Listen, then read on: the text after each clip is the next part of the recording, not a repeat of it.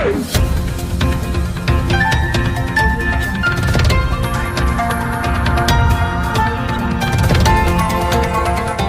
देख रहे हैं मगरा न्यूज राजस्थान, खबरें सबसे तेज। महाराष्ट्र में आज से खुलेंगे धार्मिक स्थल, सरकार ने जारी की है गाइडलाइन। महाराष्ट्र में कोरोना वायरस का कहर लगातार जारी है। लाखों लोग यहां कोरोना संक्रमित हो चुके हैं। वहीं 45,000 से ज्यादा लोगों की मौत कोरोना के कारण महाराष्ट्र में हो चुकी है। महाराष्ट्र देश का ऐसा पहला राज्य है जहां कोरोना संक्रमितों की संख्या सबसे ज्यादा है। इस बीच महाराष्ट्र सरकार ने राज्य में सभी धार्मिक जगहों को फिर से खोलने की अनुमति दे दी है। इसके तहत आज यानी 16 नवंबर से जरूरी शर्तों के साथ सभी धार्मिक जगहों को खोल दिया जाएगा। सरकार द्वारा जारी गाइडलाइन के अनुसार श्रद्धालुओं को मंदिर में मास्क पहनकर ही जाने की अनुमति दी जाएगी। इसके साथ ही सभी को सरकार द्वारा जारी की गई गाइडलाइंस का अनिवार्य रूप से पालन करना होगा।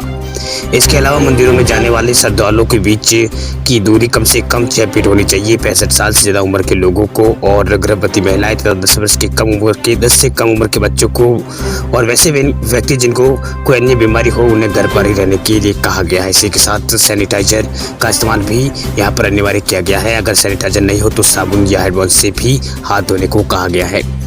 आपकी जानकारी के लिए आपको बता दें कि सरकार ने धार्मिक स्थलों के लिए आवश्यक गाइडलाइन जारी की है। इसके तहत गेट पर हैंड सैनिटाइजर स्क्रीनिंग की व्यवस्था, किसी भी व्यक्ति को मंदिर परिसर में जाए बिना मास्क के घुसने नहीं दिया जाएगा। लोगों को मास्क पहनकर ही मंदिर के अंदर जाने की अनुमति दी गई है। वहीं रहने और समय पर हाथ धोते रहने के लिए जागरूक करना और श्रद्धालुओं को मंदिर परिसर में आने से पहले अपने जूते चप्पल को बाहर छोड़कर आने से गाइडलाइन भी इसमें शामिल है। गाइडलाइंस का उल्लंघन करने वालों के खिलाफ यहाँ पर कार्रवाई की बात भी कही गई है। बैंक कर्मचारियों के लिए खुशखबरी, दिवाली में सैलरी में हुई है 15% बढ़ोतरी। इस दिवाली बैंक कर्मचारियों को बड़ा तोहफा मिला है। बैंक कर्मचारियों की सैलरी में बढ़ोतरी करने की घोषणा की गई है। बैंक कर्मचारियों की सैलरी में 15% की बढ़ोतरी की गई है। बैंक कर्मचारियों को दिवाली से पहले ये बड़ी सौगात मिली है। उनकी सैलरी में 15% की बढ़ोतरी करने का यहाँ पर ऐलान किया गया है। ऐलान के मुताबिक नवंबर में ही इन्हें बढ़ोतरी का लाभ मिलने लगेगा। नवंबर की सैलरी में ये बढ़ोतरी जुड़कर आएगी। भारतीय बैंक संघ की ओर से इस बारे में जानकारी दी गई है। आईबीए के मुख्य अधिकारी सुनील मेहता ने कहा है कि कर्मचारियों की सैलरी में बढ़ोतरी का लाभ 1 नवंबर 2017 से मानी जाएगी। सैलरी बढ़ोतरी का लाभ सभी सरकारी बैंक कर्मचारियों के साथ साथ कुछ पुरानी पीढ़ी के निजी बैंकों के कर्मचारियों को भी मिलेगा। आपको बता दें कि बैंक कर्मचारियों की सैलरी में बढ़ोतरी को लेकर लंबे वक्त से मांग की चल रही थी। बैंक यूनियन लगातार सैलरी बढ़ोतरी की मांग कर रहे थे। कई बार प्रदर्शन भी किए गए थे, हड़तालें भी की गई थी। इस सैलरी बढ़ोतरी से बैंकों पर सालाना 7,898 करोड़ रुपए का अतिरिक्त भार आएगा। आपको बता दें कि इससे पहले यूपी सरकार ने भी प्रदेश के कर्मचारियों के लिए दिवाली बोनस का ऐलान किया था। सरकार की घोषणा के बाद उत्तर प्रदेश के कर्मचारियों को 30 दिन की सैलरी बोनस के रूप में देने का यूपी की सरकार ने ऐलान कर दिया है। वहीं सरकार के इस ऐलान से प्रदेश के 15 लाख कर्मचारियों को इसका फायदा होगा। रेलवे ने भी अपने 12 लाख कर्मचारियों के लिए दिवाली बोनस की घोषणा की है। रेलवे की ओर से की गई घोषणा के मुताबिक रेलवे ने वित्तीय वर्ष 2019-20 के करीब 12 लाख के आसपास नॉन गेजेटेड कर्मचारियों को बोनस देने का ऐलान किया गया। इन कर्मचारियों को बोनस के तौर पर करीब 78 दिन का वेतन के बराबर बोनस देने की बात कही गई है। वहीं केंद्र सरकार ने भी अपने कर्मचारियों के लिए बोनस का ऐलान किया था। केंद्र सरकार ने 30 लाख कर्मचारियों को बोनस देने की घोषणा की थी। सरकार ने कहा था कि ये बोनस डायरेक्ट बेनिफिट ट्रांसफर यानी डीबीटी के जरिए सीधे कर्मचारियों के खाते में ट्रांसफर किए जाएंगे। 1 जनवरी 2021 से अनिवार्य होगा फास्टैग। सरकार ने टोल प्लाजा पर टोल कनेक्शन को आसान और सुरक्षित बनाने के साथ साथ टोल पर लगने वाले लंबे जाम से निजात पाने के लिए सभी गाड़ियों के लिए फास्टैग को अनिवार्य कर दिया है। सरकार ने टोल प्लाजा से जुड़ने वाली गाड़ियों के लिए फास्टैग अनिवार्य किया है। सरकार की ओर से नोटिफिकेशन जारी करके कहा गया है कि 1 जनवरी 2021 से सभी के लिए फास्टैग अनिवार्य होगा।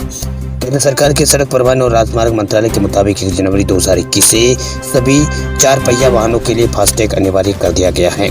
सरकार ने 1 जनवरी 2021 से सभी 4 व्हीलर गाड़ियों के लिए फास्टैग अनिवार्य किया है। सरकार की कोशिश है कि टोल प्लाजा पर 100% यहाँ पर टोल का भुगतान फास्टैग की मदद से ही हो। सरकार के इस प्रयास से कैश की मदद से टोल टैक्स का चलन खत्म करने की कोशिश कर रही है सरकार। वही सरकार इसे दिसंबर 2020 तक खत्म कर लेना चाहती है ताकि नए साल में फास्टैग की मदद से टोल टैक्स का भुगतान की प्रक्रिया सुचारू रूप से चल सके।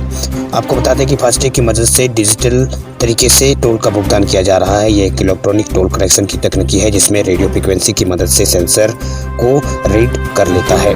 गाड़ियों के आगे के शीशे पर लगे फास्टैग पर ये इसे रीड कर लेता है और अपने आप यहाँ पर आपके अकाउंट से सीधा टोल टैक्स की जो राशि होती है वो काट ली जाती है। आप फास्टैग को आसानी से पा सकते हैं। आपको ये e-commerce website Amazon, Flipkart, Paytm और स्नैपडील आदि पर उपलब्ध है। यहाँ पर आपको मिल सकती है। इसके अलावा आप बैंकों और पेट्रोल पंप से भी फास्टैग आप खरीद सकते हैं। वही इसे खरीदने के लिए आपको 200 रुपये खर्च करने होंगे, जिसमें कम से कम 100 रुपये का रिचार्ज आपको करवाना होगा। आप अपने बैंक खाते से इसे अटैच किए बिना भी आपको यहाँ पर टोल टैक्स आप उसका भुगतान कर सकते हैं। फास्टैग खरीदने के लिए आपको ड्राइविंग लाइसेंस की फोटोकॉपी और वाहन की रजिस्ट्रेशन कॉपी दिखानी होगी, जिसके बाद आपको फास्टैग दिया जाएगा। अमेज़न देगा 5 घंटे काम करने के महीने की 70,000 शुरू हो चुकी है भर्तियां। कोरोना काल में लाखों लोगों की नौकरियां चली गई। ऐसे में जब तक उन्हें अपनी पसंद की नौकरी नहीं मिल जाती तब तक वे 5 से 6 घंटे पार्ट टाइम जॉब करके महीने के 70 से 80 हज़ार रुपये कमा सकते हैं। आखिर ऐसी कौन सी कंपनी है जो पार्ट टाइम या यूँ कहे कि 4 से 5 घंटे काम करने पर इतना रुपए देगी? तो आपको बता दें कि दुनिया की सबसे बड़ी ई-कॉमर्स कंपनी अमेज़न ने हाल में ही भारत में 20,000 डिलीवरी बॉय की वैकेंसी का ऐलान किया है।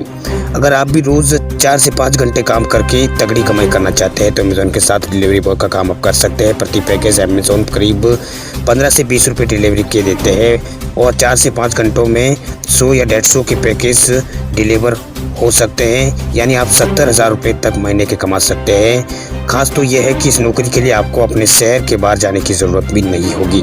अमेज़न की डिलीवरी बॉय की नौकरी के लिए आपको यहाँ पर आपको खास ना भी लगे, लेकिन ये कमाई करने का अच्छा मौका हो सकता है। इसके लिए आपको डिग्री की ज़रूरत नहीं है। अगर आप 12वीं पास भी है या फिर ग्रेजुएट आपने किया है तो भी आपको ये नौकरी आसानी से मिल जाएगी। वही डिलीवरी के लिए आपके पास स्कूटर या बाइक होना आवश्यक होगा। इसके बिना आपको ये नौकरी मिलना नामुमकिन है। डिलीवरी बॉय का काम पार्ट टाइम और फुल टाइम दोनों का है। अगर आप पार्ट टाइम के तहत 4 घंटे दिन काम करते हैं तो महीने के आप 70,000 रुपये तक कमा सकते हैं। डिलीवरी बॉय महज 4 घंटे में 100 से 150 पैकेट डिलीवर कर सकता है। वही कंपनी एक पैकेट के लिए डिलीवरी बॉय को 15 से 20 रुपये देती है। इस तरह वे 60 से 70,000 रुपये आराम से महीने के कमा सकता है। वही नौकरी के लिए आपको 2 तरीके से अप्लाई कर सकते हैं। पहला, आप अमेज़न के किसी सेंटर पर जाकर अप्लाई कर सकते हैं। दूसरा तरीका ऑनलाइन का है, जिसके लिए आपको अमेज़न की वेबसाइट पर जाकर अप्लाई करना होगा। वही वेब पर जाकर वहाँ पर आपके क्षेत्र का पिन कोड नंबर लगाकर आपको वहाँ पर अप्लाई करना होगा। भारत में 82 लाख मरीज कोरोना के हो चुके हैं ठीक। 24 घंटों में भारत में आए 41,000 नए केस। 447 लोगों की पिछले 24 घंटों में हुई है मौत। भारत में कोरोना का कहर लगातार बढ़ता जा रहा है। भारत में पिछले 5 हफ्तों से कोरोना वायरस के औसतन नए मामलों में लगातार गिरावट आ रही है। पिछले हफ्ते औसतन रोजाना 45,295 नए मामले सामने आ रहे हैं। वहीं 49,944 लोग रोजाना ठीक हो रहे हैं। वहीं देश में पिछले 24 घंटों में 41,100 नए कोरोना के केस सामने आए हैं। वहीं 447 लोगों की कोरोना के कारण मौत भी हुई है। वहीं कोरोना मामला बढ़ने की ये संख्या दुनिया में लगातार बढ़ रही है। ये अमेरिका के बाद भारत की सबसे ज़्यादा है। वहीं मौतों की संख्या में दुनिया में भारत 8वें नंबर पर आ गया है। स्वास्थ्य मंत्रालय की जागरूक के अनुसार भारत में कोरोना के कुल मामलों की संख्या बढ़कर 88,14,000 हो गई है। वहीं अब तक 1,29,735 लोगों की मौत कोरोना के कारण भारत में हो चुकी है। वहीं कुल एक्टिव केस घटकर 4,79,000 पर आ गए हैं। वहीं पिछले 24 घंटों के अंदर एक्टिव केसों की संख्या में 1,503 की गिरावट आई है। अच्छी खबर यह है कि अब तक कुल 82,05,000 लोग कोरोना को मात देकर भारत में ठीक हो चुके हैं। वहीं पिछले 24 घंटों में भारत में 42,156 मरीज ठीक भी हुए हैं। वहीं भारतीय चिकित्सा अनुसंधान परिषद यानी ICMR के अनुसार देश में 14 नवंबर तक कोरोना वायरस के कुल 12 करोड़ 48 लाख टेस्ट किए गए, जिनमें 8 लाख सैंपल टेस्टिंग कल की गई थी। आपको बता दें कि महाराष्ट्र, कर्नाटक और आंध्र प्रदेश तथा तमिलनाडु में कोरोना वायरस के एक्टिव केस, मृत्यु दर और रिकवरी रेट का प्रतिशत सबसे ज़्यादा है। राहत की बात यह है कि मृत्यु दर और एक्टिव केस की रेट में यहाँ पर लगातार गिरावट भारत में दर्ज की जा रही है। इसी के साथ भारत में रिकवरी रेट एंड ठीक होने की दर लगातार बढ़ रही है। फिलहाल देश में मृत्यु दर 1.47% है, जबकि रिकवरी दर भारत में 53.5% हो गई है। वही एक्टिव केस महज भारत में 5.48% है। वही सबसे ज़्यादा एक्टिव केस भारत में महाराष्ट्र राज्य में है। केवल सबसे ज़्यादा मामले इन राज्य में आए हैं। इसके बाद दिल्ली में अभी एक्टिव केसों की संख्या बढ़ी है। वही एक्टिव केसों के मामलों में दुनिया में भारत का चौथा स्थान है। वही कोरोना संक्रमितों की संख्या के हिसाब से भारत दुनिया का सबसे दूसरा प्रभावित देश है। वही रिकवरी दुनिया में सबसे ज़्यादा भारत में हुई है। वही मौतों के मामले में अमेरिका और ब्राज़ील के बाद भारत का नंबर आता है। नीतीश कुमार चुने गए एनडीए के विधायक दल के नेता, आज लेंगे मुख्यमंत्री की शपथ। एनडीए की बैठक में जनता दल यूनाइटेड यानी जेडीयू के अध्यक्ष नीतीश कुमार को विधायक दल का नेता चुन लिया गया है। विधायक दल के नेता के रूप में चुने जाने के बाद नीतीश कुमार राजभवन पहुंचे। राजभवन पहुंचकर राज्यपाल फागू चौहान को 126 विधायकों का समर्थन पत्र राज्यपाल को उन्होंने सौंपा। वह नीतीश कुमार आज 11:30 बजे बिहार के मुख्यमंत्री पद की शपथ लेंगे। नीतीश कुमार 7वीं बार मुख्यमंत्री पद की शपथ आज वो यहाँ पर बिहार में लेंगे।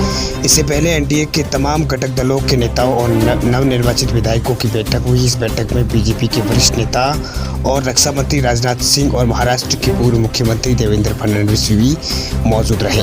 तमाम दलों से मंत्रणा करने के बाद राजनाथ सिंह ने विधायक दल के नेता के तौर पर नीतीश कुमार के नाम का ऐलान किया। वहीं विधायक दल के नेता चुने जाने के बाद नीतीश कुमार HAM हम पार्टी यानी हिंदुस्तान आवाम मोर्चा सेकुलर के प्रमुख जीतन राम मांझी और विकास सिंह इंसान पार्टी यानी VIP पार्टी के अध्यक्ष मुकेश साहनी और बिहार बीजेपी अध्यक्ष संजय जायसवाल के साथ राजभवन में पहुंचे। राज्यपाल के समक्ष सरकार बनाने का दावा पेश किया। वहीं नीतीश कुमार ने राज्यपाल फागू चौहान को 126 विधायकों का समर्थन पत्र सौंपा। आपको बता दें कि बिहार में 3 चरणों में विधानसभा चुनाव हुए थे। वोटों की गिनती 10 नवंबर को हुई थी। इन चुनाव में एनडीए सबसे बड़ी पार्टी बीजेपी को 74 सीटें मिली थी, जबकि नीतीश कुमार की जेडीयू यानी जनता दल यूनाइटेड को 43 सीटें मिली है। वहीं बाकी इनकी 2 सहयोगी पार्टियों को 4-4 सीटें मिली है। वहीं नीतीश कुमार पहली बार विधानसभा के लिए 1985 में चुने गए थे। साल 2000 में वो पहली बार बिहार के मुख्यमंत्री बने थे, लेकिन उन्होंने सिर्फ 7 दिनों में त्यागपत्र उन्हें देना पड़ा था। नीतीश कुमार नवंबर 2005 में राष्ट्रीय जनता दल बिहार में यहाँ पर राष्ट्रीय जनता दल में 15 साल पुरानी सत्ता लालू प्रसाद यादव की पुरानी सत्ता को उखाड़ फेंकने में वो सफल हुए थे और बिहार के मुख्यमंत्री के रूप में उनकी ताजपोशी हुई। इससे पहले वे केंद्र के कृषि और रेल मंत्री भी रह चुके हैं। खबरों की दुनिया में आइए हमारे साथ कहीं भी और कभी भी जुड़िए। हम मिलेंगे फेसबुक पर, हम दिखेंगे यूट्यूब पर, हमें फॉलो कीजिए ट्विटर पर। देश प्रदेश की ताजा तरीन खबरों के लिए मगरा न्यूज राजस्थान के यूट्यूब चैनल को सब्सक्राइब कीजिए और साथ में घंटी का निशान दबाइए।